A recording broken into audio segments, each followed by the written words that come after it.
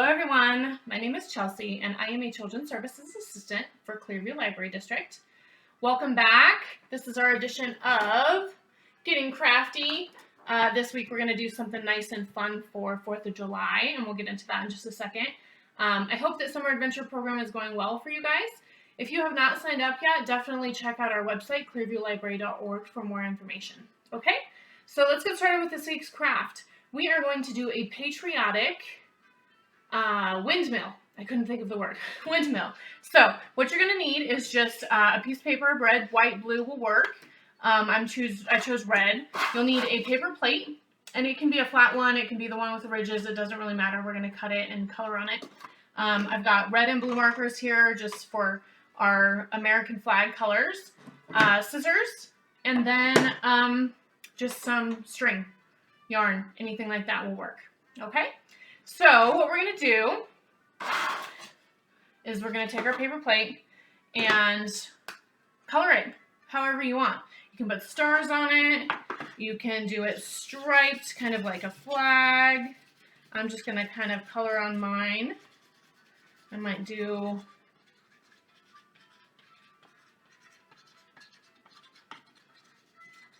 just kind of color it in the best you can. Hopefully you have some markers or something laying around the house. If not, crayons or colored pencils will work too. So I'm going to kind of leave some white in there, do a blue. So you're going to just color it in. Hope that everybody's summer is going well. Miss you guys. I hope that you're having fun with these Getting Crafty, and definitely send us your submissions. Let us know what you're coming up with, what you're doing, how you're participating. You can always email me at chelsey@clearviewlibrary.org, and it's CHELSEY. So I'm just kind of skipping around doing some red, white, and blue stripes. You'll see what we're going to do with it here in a minute. But color it in, take your time.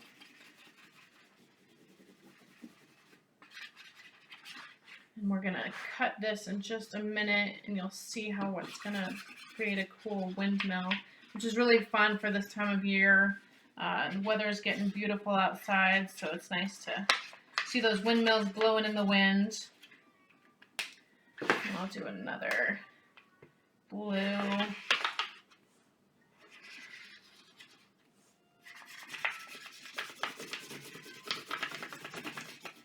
You can kind of flatten it out and color it in however you want it to look.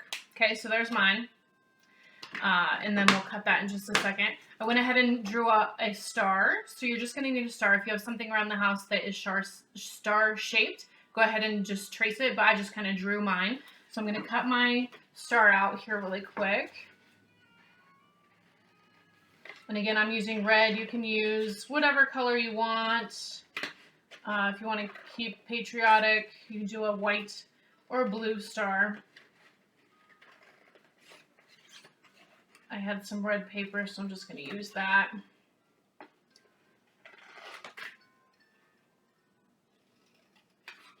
Make it nice and pointy. Okay, so there's my red star.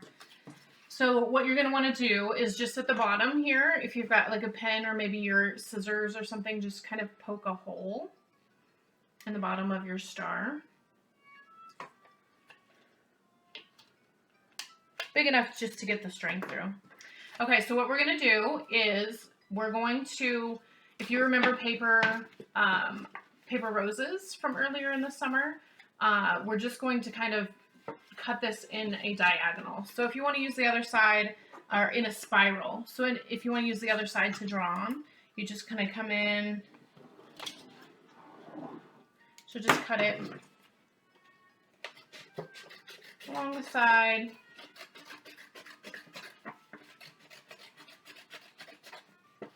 Just make sure you don't cut near there so it cuts into it. So just keep cutting around, keep cutting your spiral as thick or as thin as you want, but you'll see that it's making a spiral as we cut it out.